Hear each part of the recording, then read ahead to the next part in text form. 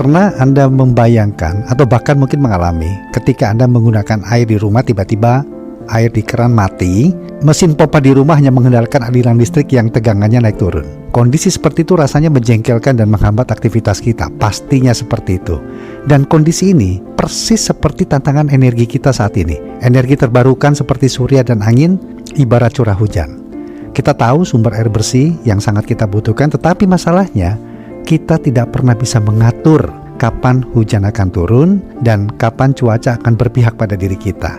Gas memastikan saat cuaca sedang mendung atau tidak ada angin sedikit pun yang berhembus. Keran energi di rumah, kemudian industri Anda tetap mengalir deras tanpa harus ada interupsi sedikit pun. Tanpa tandon yang kuat dan andal, ya pasti kita hanya menunggu nasib pada cuaca yang nggak pasti atau yang nggak menentu.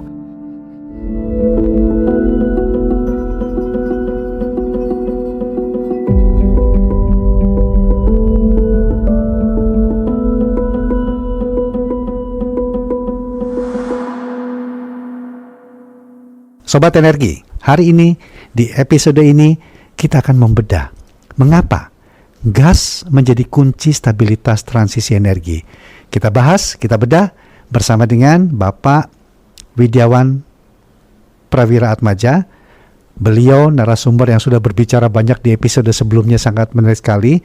Mantan Gubernur OPEC, kemudian staf khusus Kementerian ESDM, dan terlibat di SKK Migas.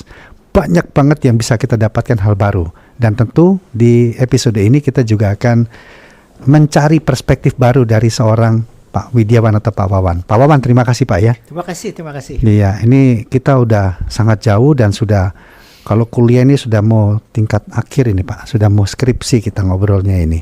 Pak, secara sederhana aja Pak. Kalau kita bandingkan tanda kutip asap yang keluar dari pembakaran gas dan batu bara Pak, seberapa jauh sih sebenarnya perbedaan tingkat dari kebersihannya nih Pak? Oh, ya kebersihan itu kan ada beberapa kondisi ya. Misalnya kalau dari batu bara itu belum, awalnya kan ada debu, ya, ada ash namanya gitu ya. Terus juga kan dia solid gitu ya, tapi kan harus ininya harus besar ya gitu ya. Jadi kalau kita ke PLTU dan ke PLT gas, itu kita bisa langsung melihat perbedaannya. Jadi kok di PLTG itu bersih, itu kerasa banget ya. Dan begitu ngelihat ke corongnya itu kan di PLTU itu harus sudah melakukan berbagai treatment lah ya. Jadi harus ada flue gas desulfurizer-nya apa segala macamnya itu untuk menjaga supaya emisinya itu nggak berlebih sesuai dengan standar yang sudah diberlakukan oleh Kementerian Lingkungan Hidup kita. Itu bahasa itu di gas nggak ada. Ini contohnya Jakarta itu kan sering kondisinya kurang bagus gitu karena kita kan dikelilingi oleh PLTU di sekitar kita. Salah satunya itu berarti ya. Baik yang punyanya PLN maupun yang punyanya swasta gitu ya. Nah, memang kan batu bara ini dibandingkan dengan gas harganya relatif lebih murah, apalagi disubsidi. Nah, gas ini kalau kita bandingkan dia udah jelas dia dari sisi menghasilkan gas rumah kaca yang bikin perubahan iklim itu kurang dari setengahnya batu bara. Belum lagi yang batu baranya tadi yang banyak debu banyak apa segala macam gitu, kotor gitu ya. Nah, gas ini jauh lebih bersih gitu. Dan untuk itu memang akhirnya gas ini selain memang bersih, dia itu kalau di pembangkit dia gampang sekali dimatikan, dinyalakan. Batu bara itu kalau ibarat mesin diesel itu harus dipanasi. Lama dulu gitu ya. Gas itu bisa dengan cepat naik turun. Jadi gas itu dia luar biasa versatile gitu ya. Karena pada kondisi apapun dia bisa dengan cepat adaptasi untuk kebutuhan gitu ya. Baik pada saat kebutuhannya tiba-tiba naik, jadi peak demand gitu ya, atau pada saat dia nggak dibutuhkan nggak apa-apa dimatiin aja gitu karena tadi dia memang relatif lebih mahal gitu ya. Nah dengan kondisi seperti itu, gas itu sebenarnya sangat disukai oleh utility gitu ya, oleh PLN karena dia selain bersih, tadi dia sangat. Dan yang terakhir, pada saat di mana misalnya energi terbarukan yang intermittent seperti surya dan angin tiba-tiba nggak ada, kan ini bisa langsung ngisi. Gitu. Jadi artinya ketika matahari itu tertutup, angin tidak berhembus, otomatis pilihannya adalah gas dengan cepat ya. Dengan cepat di situ. Fungsinya di sana. Betul. Oke, dan batu bara kembali diulang tadi ternyata lebih menyumbangkan dari pemanasan global sehingga polusi sesak napas di perkotaan ini. Itu kan dari sisi apa namanya? Ya. Tapi Pak Wawan, benar nggak sih Pak kalau mesin pembangkit gas itu ibarat apa ya, seperti mobil sport yang langsung dibandingkan dengan yang lain. Gimana itu penjelasannya nih Pak? Iya, karena kan gas turbin itu dia dibikin, jangan lupa ya, kalau batu bara itu dia memanaskan air untuk menghasilkan uap. Uapnya yang muter. Kalau gasnya yang langsung disemprotkan ke turbin. Oh, karena dia pakai gas juga. Jadi gasnya itu yang menggerakkan turbin. Kalau batu bara yang menggerakkan turbin itu uap. Nah, bikin uap tuh kan butuh waktu gitu ya untuk kepada. Jadi ini ya bisa secara logika bisa langsung kita bisa ngerti kenapa dia bisa langsung kayak gas. Tapi itu benar Pak, negara-negara sudah mulai mematikan pembangkit batu bara mereka dan beralih ke gas. Alasannya apa ini Pak? Kalau bisa dimatikan ya dimatikan, tapi sebenarnya kan gini, untuk negara maju kan dia populasinya nggak nambah, ekonominya juga segitu-gitu aja. Jadi dengan demikian dia dengan mudah bisa mempensiun dinikan. Bahasanya tuh mempensiun dinikan batu bara. Di negara berkembang seperti kita yang pertumbuhannya tinggi gitu ya, termasuk China, India gitu, yang saya ambil negara-negara besar, nggak mudah. Kenapa? Karena energinya tumbuh terus. Jadi China itu kan batu baranya banyak. Tapi pertumbuhan energi terbarukannya tertinggi di dunia. Kenapa? Karena pertumbuhan kebutuhan energi dipenuhi oleh energi bersih yang lebih bersih, termasuk dari gasnya juga. Jadi China itu mengimpor gas banyak sekali dari Rusia pakai pipa 2 BCF per day ya. Nah itu jadi waktu Rusia nggak mau lagi supply Eropa, EU itu cukup ke Cina langsung diambil itu. Nah itu aja buat China nggak cukup, dia LNG importer terbesar juga di dunia. Jadi Cina ini melakukan itu tanpa mematikan PLTU batubaranya, kecuali yang tidak efisien ya. Jadi kan pertama yang harus dipastikan dulu, kalau pembangkit kita atau apapun mesin kita lebih efisien, kan emisinya lebih kecil, betul ya? Jadi untuk mengurangi emisi itu mengefisienkan dulu mesin kita, termasuk PLTU pun. PLTU yang udah agak lama, yang udah itu emisinya gede banget, itu bolehlah dimatikan, gitu ya. Nah itu pertama. Yang kedua baru menambah kapasitas energi terbarukannya. Nah ini nggak bisa cepat. Butuh proses, sebelum butuh ini waktu. Apalagi tadi intermittent, gas ada di tengah. Gas ini makanya jadi energi, jembatan energi yang sangat dibutuhkan saat ini, sebelum misalnya nanti energi intermittent yang terbarukan itu mendominasi pakai baterai. Baterainya kan sekarang masih mahal nih. Kalau nanti baterainya harganya turun dan ini menjadi ekonomis banget, sekarang belum, itu nanti gasnya perannya menjadi lebih sedikit.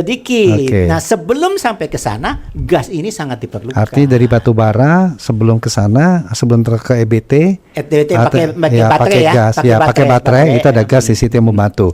Ketika sudah mendominasi, kebutuhan meningkat dan sudah produksinya tinggi, gasnya pun bisa berhenti dia. Hitung-hitungan dari awal proses sampai menjadi listrik, Pak, mana yang lebih murah? Gas jauh lebih cepat. Lebih cepat, lebih murah itu dibanding batu bara. Kalau dari sisi investasinya jauh lebih murah, tapi gasnya lebih mahal. Tapi kalau sebagai bahan bakarnya dia lebih mahal. Tapi lebih cepat dari sisi pengembangannya, cepat. lebih cepat dari bikin PLTU. PLTU tuh bikinnya agak lama karena kan dia masif.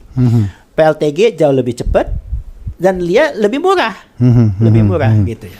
Dan kita balik lagi Pak, kita tuh banyak banget batu bara yang kita miliki kan. Tapi satu sisi ya target net zero emission tuh mengharuskan kita untuk mengurangi penggunaannya. Dan untuk ke EBT tadi gas, kita pun juga punya cadangan yang sudah kita bahas di episode sebelumnya. Tetapi banyak hal yang memang harus dioptimalisasi lagi sehingga betul-betul gas itu menjadi bridging atau jembatan untuk menuju intermittent tadi, untuk EBT tadi. Nah, yang jadi pertanyaan itu dunia ini kan sekarang menuntut energi bersih secepatnya. Dan men-switch-nya itu tidak mudah bagi negara-negara seperti kita yang sudah berada dalam posisi aman dan nyaman dengan penggunaan batu bara. Nah, kalau kita menolak atau melawan, apa sih Pak dampaknya buat kita sendiri? Nggak mau pindah ke gas cepet-cepet lah. Mau masih banyak kok cadangan batu bara kita yang bisa kita gunain. Ini kita kalau menurut saya kan kita harus pintar ya. Pintar itu kan bicaranya tadi ekosistem. Ekosistem itu mana yang buat kita sebenarnya menjadi opportunity. Nah, energi terbarukan ini mau nggak mau dia harus menjadi opportunity memang, tapi kita tidak bisa mengeksploitasinya karena di kita benefit itu tidak bisa dioptimalkan. Yang bisa dioptimalkan adalah misalnya nih, kita tahu semua bahwa yang mengkonsumsi energi paling besar sekarang itu trennya adalah data center. Karena kan dipakainya untuk AI, untuk apa segala macam gitu ya, machine learning gitu. Nah, jadi data center ini di seluruh dunia dia yang paling tumbuhnya paling tinggi, membutuhkan energi paling besar, tetapi kasta data center paling tinggi itu harus menggunakan 100% energi terbarukan. Harus. Gitu. Jadi sementara saya kasih contoh. Di Singapura itu moratorium untuk data center. Kenapa? Nggak ada akses ke energi terbarukannya. Gitu ya. Jadi kalau menurut saya nih, kita nih kan biar gimana pun negara berkembang lah. Kita punya batu bara ya sayang juga sih. Gitu banyak kan, tapi nggak dipakai.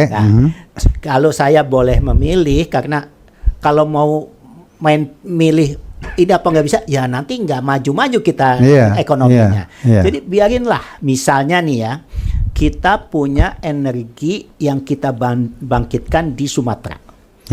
PLTU-nya di yang namanya mulut tambang. Artinya udah paling efisien tuh. Kan sebelahan tuh. Jadi nggak usah dibawa batu bara segala macam. Mulut tambang itu jadi listrik. Di Sumatera itu juga banyak renewable. Ada geothermal, ada PLTA, angin juga bisa, nanti hidrogen juga bisa. Gitu ya. Kita bangkitkan semuanya. Kita bikin jaringan terhubung ke Batam untuk bikin yang tadi di Singapura nggak ada bikin tuh. Kalau perlu listriknya kita sambung ke Singapura. Listrik kalau udah di kabel kan kita nggak tahu dari batu bara, dari gas apa dari energi terbarukan, semuanya sama. Jadi kita kirim tuh listrik kita yang kita klaim datangnya dari energi terbarukan, kita jual ke Singapura dengan harga mahal. Ya. Jadi kita dapat uang nih. Uangnya kita pakai buat segala macam gitu. Sementara kita pakai listrik yang relatif lebih murah, tetapi untuk konsumsi dalam negeri. Orang pasti sebagian akan bilang, kok kita dikasih yang jelek gitu. Masalahnya bukan apa-apa, kemampuan kita membayarnya juga nggak punya. Nggak kuat kita nggak bisa sombong, kita nggak punya duit, nggak cukup duit kita gitu. Tapi, kita harus pinter-pinter nih. Kenapa hal itu nggak dijalankan kalau begitu? Itu kan udah depan mata itu seharusnya. Nah, swasta itu sekarang udah ngelihat itu. Jadi misalnya swasta udah beli pulau-pulau di sekitar Singapura untuk dia bisa menjual energi terbarukan ke Singapura. Berarti saya itu sekarang kita mulai belajar berhitung lah. Biaya rumah sakit akibat polusi. Itu paling Pak ya. Analogi pasnya karena dampaknya. Tidak diinternalisasi tadi. Oke. Pak Wawan, apakah gas bumi yang akan selamanya menjadi teman baik bagi energi matahari dan angin atau intermittent tadi, Pak? Atau memang sesuatu yang suatu saat nanti gas ini juga akan dibuang karena nggak hijau-hijau juga, nggak green juga ini, Pak? Gimana? Kita kan pertama itu kekayaan. Tadi kan punya sempat kita. disinggung, Ya, kalau ya. sudah intermittennya mendominasi, gasnya tidak dipakai itu memang dianggapnya memang sudah kemandirian EBT-nya atau memang ini nggak hijau-hijau juga ini? Saya ngelihatnya ada dua yang selama ini kita belum bahas sama sekali. Apa itu? Yaitu carbon capture. Carbon capture, oke. Yang Lumayan tuh, cuannya gede itu. yang Iya. yang punya dosa itu kan sebenarnya karbonnya itu, CO2-nya Iya. atau gas rumah kacanya. Iya. Greenhouse gases-nya itu datangnya dianggapnya kan CO2 equivalent, Oke. ya, CO2 equivalent. Nah, yang jahat itu kan bukan batu bara, bukan minyak, bukan gas, tapi emisi CO2-nya. Emisi CO2-nya, oke. Kalau si emisi CO2-nya ini kita bisa Tangkap. terus masukin ke dalam tanah, Iya. carbon capture and Iya. sequestration dia Jadi, mati di situ. Ini kan jadinya nggak ada isu. Iya. Nah, jadi ada dua. Pertama, memang kita harus menggalakkan energi bersih. Itu nggak ada, no question gitu ya. Iya. Untuk itu bisa nambah lebih besar kapasitasnya, gas mau nggak mau harus mengimbangi. Iya. Sebelum dia plus baterainya itu ekonomis. Jadi pada kondisi dia harus mengimbangi, oke. ada gas.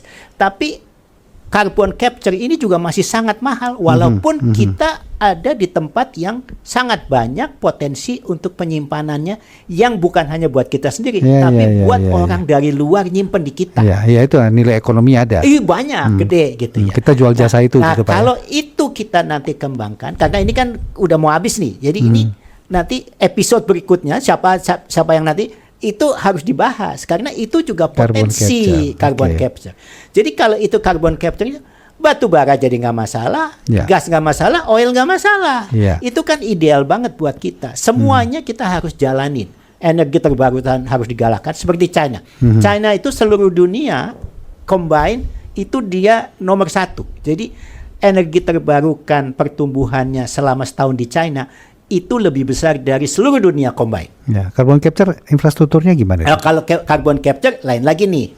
Sebagian sudah ada dimulai, misalnya di di North Sea udah jadi nih udah.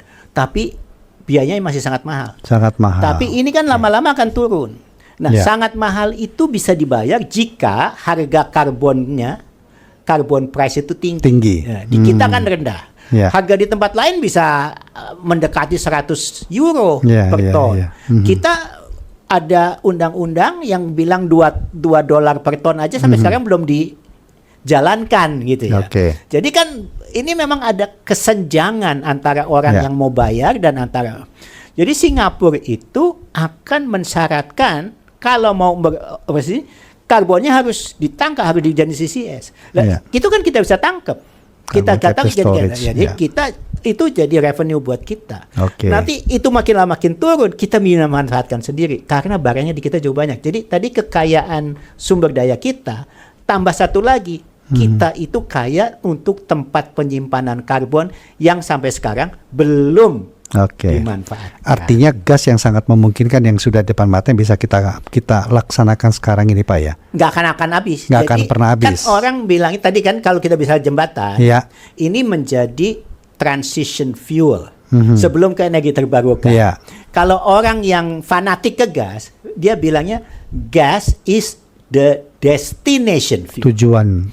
Oke, Kalau ya. nanti CCS-nya berfungsi dengan baik. Ah. Gas nggak akan pernah habis, nggak pernah akan berhenti. Oke. Jadi role-nya akan ada terus sepanjang masa. Ya, konklusinya apa dari obrolan kita di episode kali ini, Pak, dan yang juga mudah-mudahan tuh bisa dipahami oleh mahasiswa-mahasiswa, kemudian para pengusaha, terutama yang memang bergerak di bidang energi. Silakan. Saya kalau boleh menyampaikan, mengusulkan, kita ini kan ilmuwan banyak, orang pintar banyak, teknokratik banyak, Ya. yang melihat dari berbagai sisi. Ya.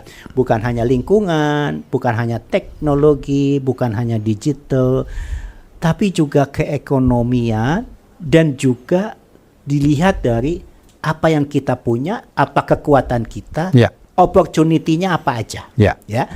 Tapi memang semua itu selalu ada dilema. Bahasanya tuh trade off. Trade off-nya apa nih? Jadi kalau kita hitung semua opsi itu sebaiknya kita Jalani. jalankan dan dikaji dengan baik, dengan jujur, bukan hanya sekedar ngikutin maunya orang yang punya kepentingan sehingga nanti kajiannya itu diarah-arahkan untuk menjustifikasi sesuatu yang sebenarnya kajiannya tidak cukup melihat dari ujung ke ujung, sehingga yang dilihat yang bagusnya aja, yang trade off-nya, yang jelek-jeleknya nggak dikeluarin. Jadi orang mengambil keputusan itu, kebijakannya didorong ke situ karena adanya kepentingan, itu yang dijalankan. Ini kita lupa bahwa ada trade off-nya. Padahal yang tadi saya ceritakan, kalau itu kita secara pintar memanfaatkan, itu opportunity yang jauh lebih sedikit resikonya. Oke, baik, luar biasa. Ini benar-benar padat, bahasa sekarang itu daging obrolannya. Jadi paling tidak transisi energi ini bukan soal mematikan lampu hari ini, Pak, ya. Bukan. Ya, dan berharap besok matahari bersinar selamanya. Itu tidak realistis. Tidak realistis, tetapi ini soal manajemen risiko dan memilih bahan bakar yang paling masuk akal secara lingkungan dan secara teknis.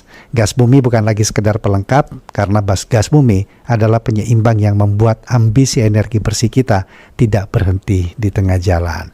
Terima kasih sudah menyimak untuk episode kali ini, dan saya ingin mendengar pendapat Anda, sahabat energi. Di tengah melimpahnya batu bara kita, apakah Anda setuju jika pemerintah memberikan subsidi lebih besar untuk infrastruktur gas demi udara yang lebih bersih? Tulis pendapat Anda di kolom komentar atau mention kami di media sosial Indonesia Gas Society atau IGS. Saya Rudi, sampai jumpa di episode berikutnya.